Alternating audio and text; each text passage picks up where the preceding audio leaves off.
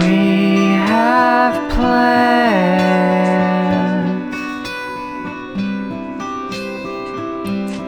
Maybe next time we can try again.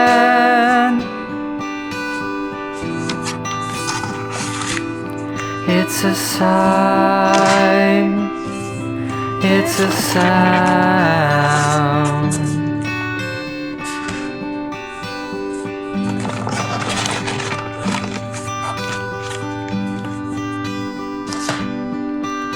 I did not know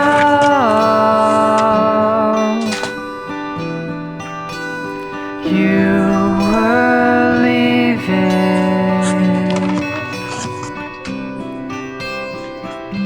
I'm in your car, I'm in your home.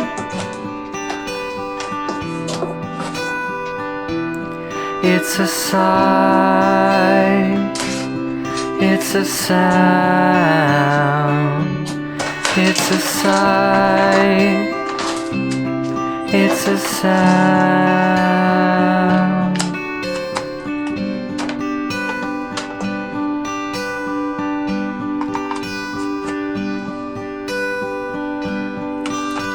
I read your stories, I read your poems,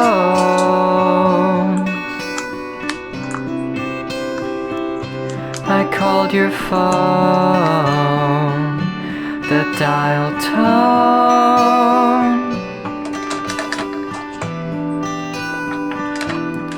It's a sight, it's a sound. It's a sight, it's a sound. It's a sight, it's a sound.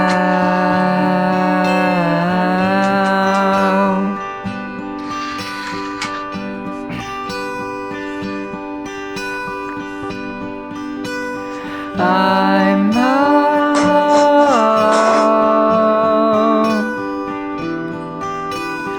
We all need you.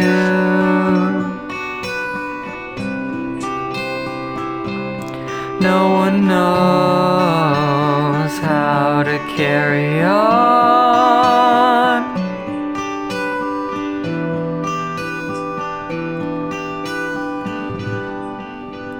We slept long,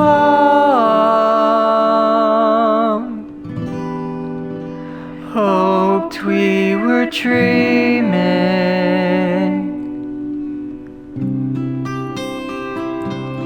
moving on, taking off.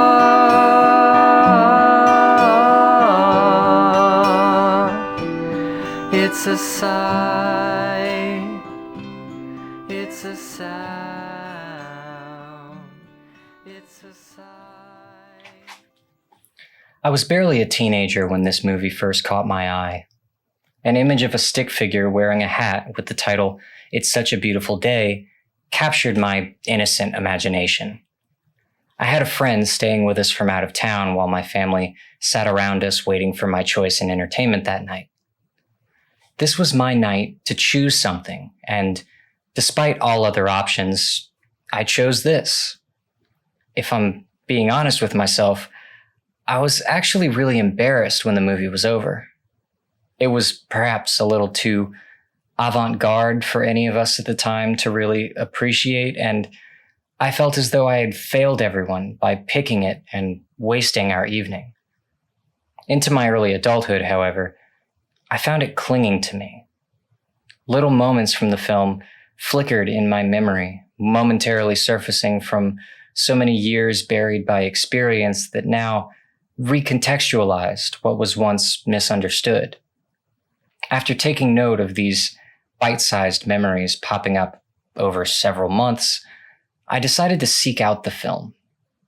It wasn't available to stream on any of the services I was subscribed to, so I ordered the Blu-ray. It arrived, as these things often do, in a package leaning against my apartment door. With a day to myself and nothing else to do, I opted to watch the movie alone. Nursing the peak of my toxic relationship with bourbon, I poured a glass and started the film. I then proceeded to watch it an additional 4 times that same day. Sometimes you won't know something will be your favorite at first. Sure, I knew as soon as I finished Silent Hill 2 that it was my favorite game. I knew about halfway through House of Leaves that it would be my favorite book. However, It's Such a Beautiful Day lingered and planted its seeds until I couldn't stop thinking about it, forcing its way into my life until at some point I had to admit that I'd never watched another movie as many times and had never been so inspired by one either.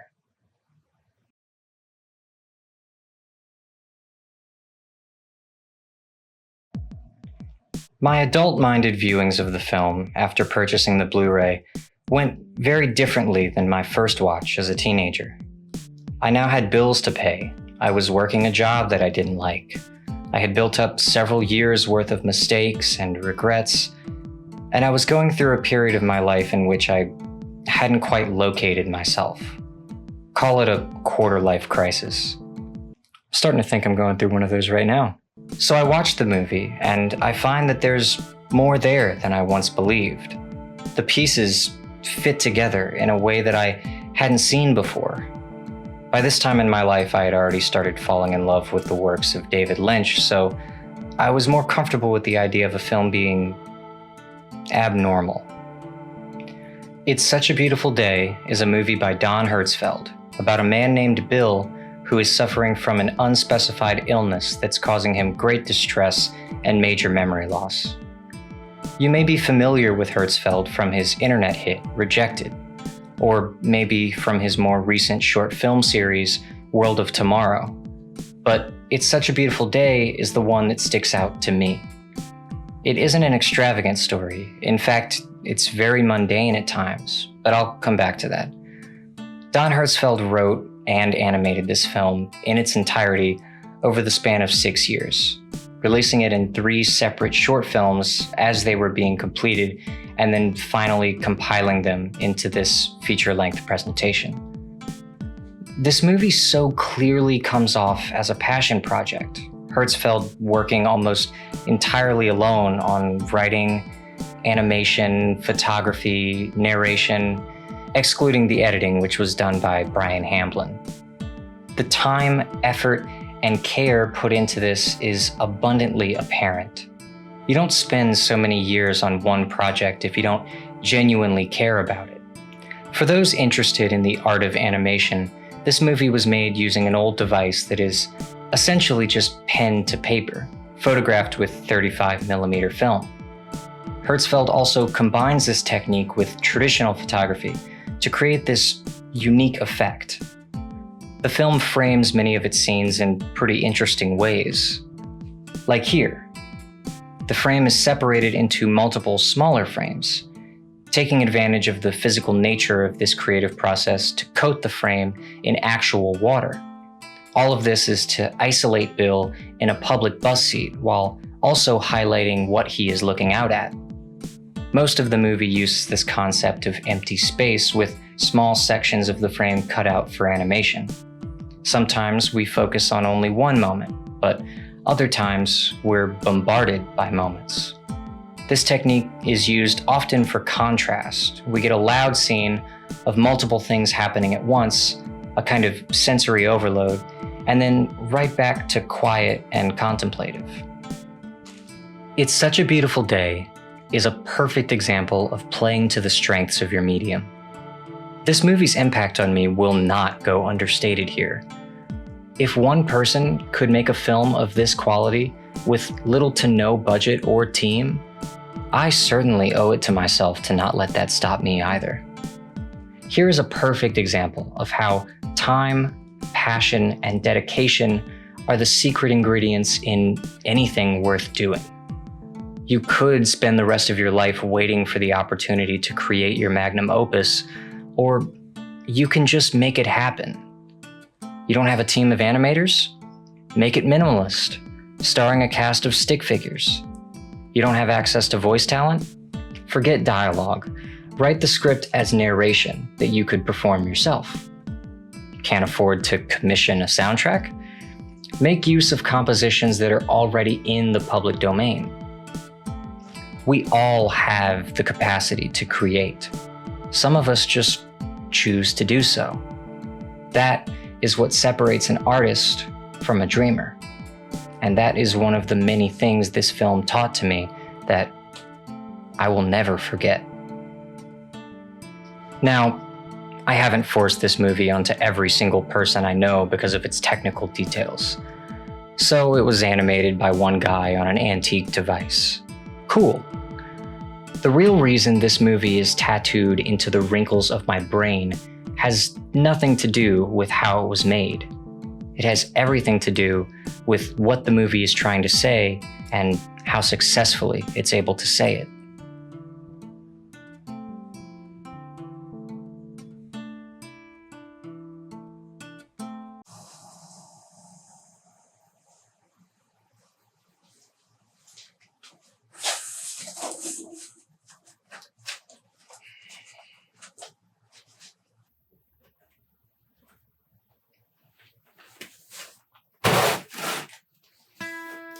Talking about this film will never quite do it justice. It isn't necessarily what happens in these scenes, but the masterful presentation. The movie has an intangible quality that could only be described as heart. When I watch this movie, even after 20-something viewings, I get goosebumps. Several moments in the film bring real tears to my eyes. The sincerity and charm that the movie carries with it is undefinable.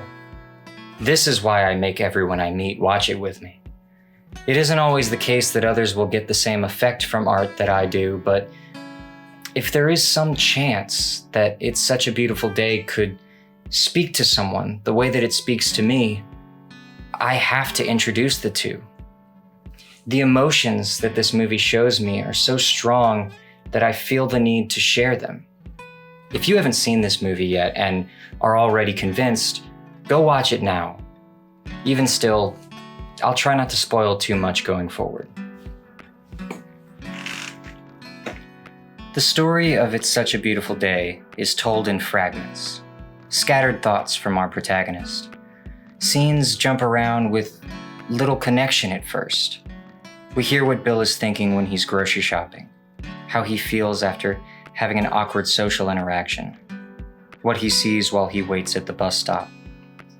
These scenes paint for us a life. People don't really go about their days being thrust into inciting incidents and bound up by quests or conspiracies. Most of us spend our days maneuvering the mundane and quietly monologuing for only ourselves to hear. We wake up, eat, go to work, watch TV, and occasionally think about things that we keep to ourselves. This is the collage the movie is constructing. It may sound uninteresting, but somehow all of these boring day-to-day realities read as deeply important when we're faced with something like death. There's a scene early in the first half of the movie where Bill ruminates on having seen jars of brains when he was in school, and he remembers wondering if those brains still held pieces of those people inside. Another scene has Bill talking to his ex-girlfriend about not wanting to be buried or cremated when he dies. Instead, he'd prefer if his body was launched into space, and if that was too impractical, maybe just his head. At some point in the movie, Bill looks at a photo of himself as a child, and finding this child to be unrecognizable now, he recalls how every few years, all the cells in your body die and are replaced. A biological ship of Theseus. Seeing this photo makes him feel as though he stole that innocent child's life and somehow ruined it. We all think about death, perhaps too much. This movie, however, is not as concerned with death as Bill might be. This journey is not about learning how to die. We get there no matter what we do. The hard part is learning how to live in spite of it.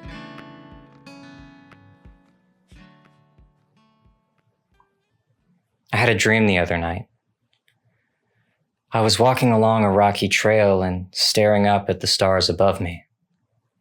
I was so entranced by the night sky that I guess I nearly walked off the edge of a cliff into a large canyon. Instead of falling, though, I was caught by a young child, maybe 10 years old. When I regained my footing, I realized that I knew this kid. It was me. The kid said my name as if not sure if this was who he was looking for, and I said, "Yeah, and so are you." The kid looked at me as though unsatisfied with that truth, and he asked, "Are you happy?" I was stuck for a moment too long between my many possible responses. This window of reflection was, I guess, long enough for the kid to notice that I was having trouble answering. He put an end to my internal conflict by saying confidently, "It's all right. Just watch where you're going, okay?" Stunned, I simply said, "I will, and good luck," as the familiar kid walked away from my view.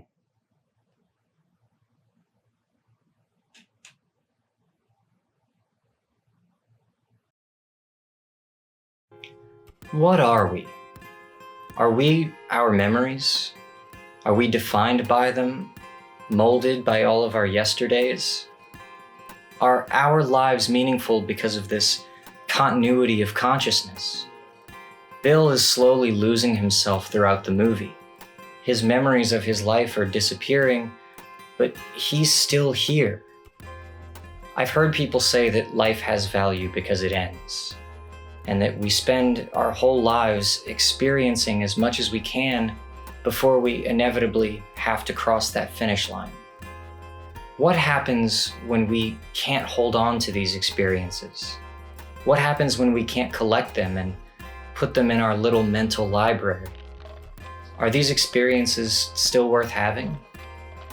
As far as I can tell, It's Such a Beautiful Day is saying, yes, life isn't worth living because it ends. It's valuable intrinsically. The present moment is beautiful because you're in it, even if that's all we have. Bill doesn't know where he is or how he got there. Bill doesn't know where he's going or where he's been. He just wants to keep going, to never stop going. The mundane that once seemed so monotonous is now exploding with incomprehensible depth and beauty. The grain patterns in his cheap wood cabinets vibrate something deep within him. He's fascinated by the way his paper towels drink water. His bath mats are gorgeous. Without the tether of his memories, without his years of experiences, there is still Bill. He's alive.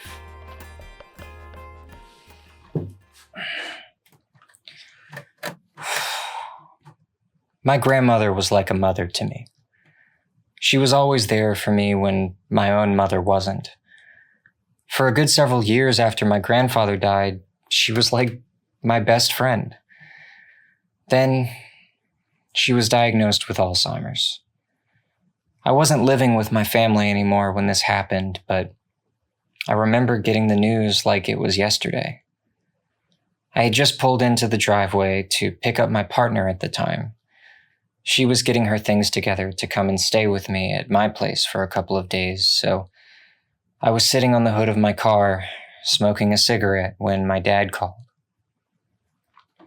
He told me the bad news and suggested that I call her to say hi and that it might make her feel better. After we hung up the phone, my strength left my legs and my tears could no longer be held back. I watched over the next few years as her mind slowly deteriorated, visiting infrequently as I had moved to the city, around 100 or so miles away. She still smiles all the time, every day even. She laughs and tries to have conversations.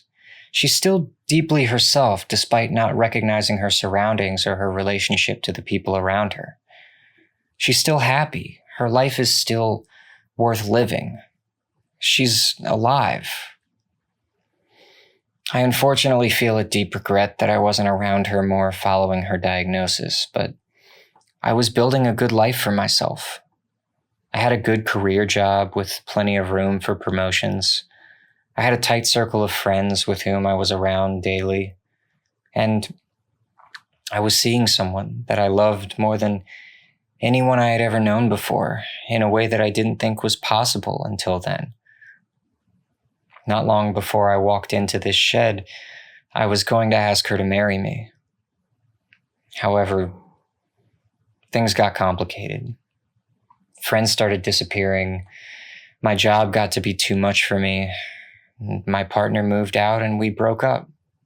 So I was alone in a house too big to be occupied only by myself.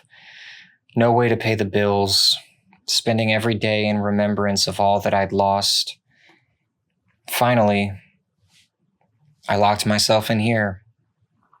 A prison of nostalgia, too comfortable in my own grief to ever find the strength to move on. Alive, but not really living.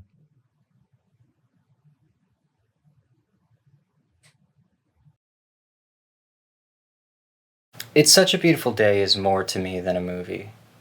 It's been there for me since before I could appreciate it. It's been there for me when I needed it most, and it's still here for me now. It has inspired in me countless works of art, and it always reminds me to keep on going. Many artists throughout time have tried to create works that attempt to tackle the meaning of life, but none to me have succeeded so effortlessly as Don Hertzfeldt. I could wholeheartedly recommend anything this man has created. The next place I'd recommend heading after this is his film series, The World of Tomorrow, which approaches similar ideas, except through a science fiction setting, where people in the future move their consciousness into younger clones of themselves as they age in an attempt to live forever. It's phenomenal and is a lot less avant-garde if that's what you're into. Hertzfeldt, if you ever see this, I would just like to say thank you for everything you've created. You've made me a better artist, even if you'll never know it. You know, I spent all this time wondering what it means to like the things that I like, but maybe it's just that I like these things. Perhaps my favorite game, show, book, or movie doesn't say anything meaningful about me except that I like those things. In the same vein, maybe my past is just that. It's past. Maybe my past doesn't say anything about me except that those are things that happened to me. I could keep existing in a constant state of regret and disappointment that my life didn't go the way that I wanted it to, or I could just live. I could shave my face, dye my hair, get new clothes. Hell, I don't even have to stay in the same house or even in my city. I could go anywhere I want. I could make new friends, meet new people. I don't need to do this to myself. I don't deserve it.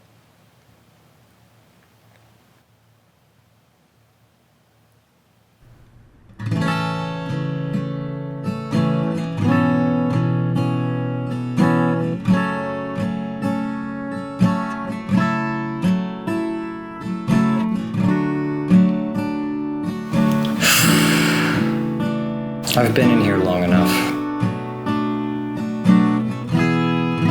I'm ready to leave. At the bottom of the hill, in the brush, among the wild,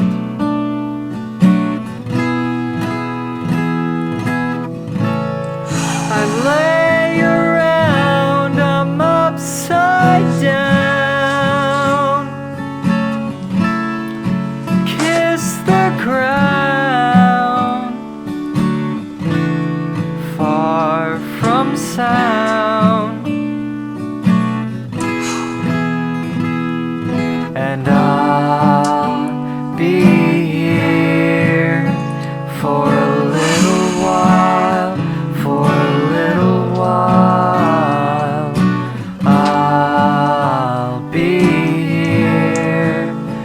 till the sun goes down. I'll be here for a little while, for a little while. I'll be here till I'm not.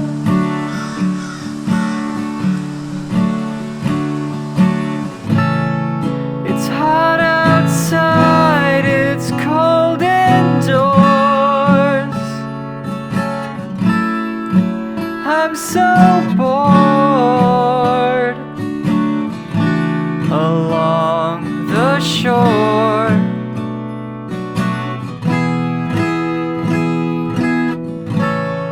I'm scared to leave, but I can't stay. It's okay, I'm going away.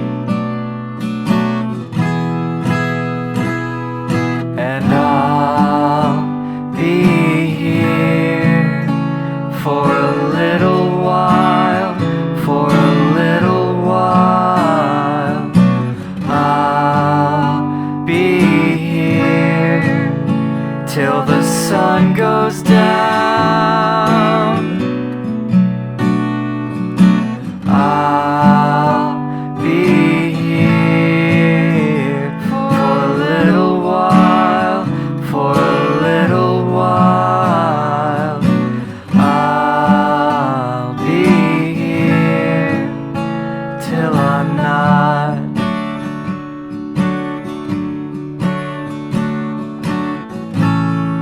I'm letting you go far away to your grave,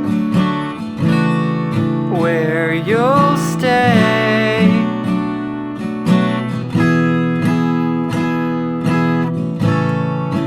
Will you write me back when I pray? I'll have a lot to say, but it's okay.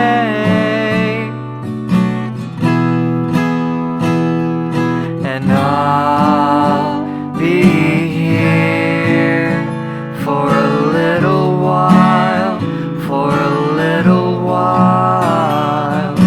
I'll be here till the sun goes down. I'll be here for a little while, for a little while. I'll be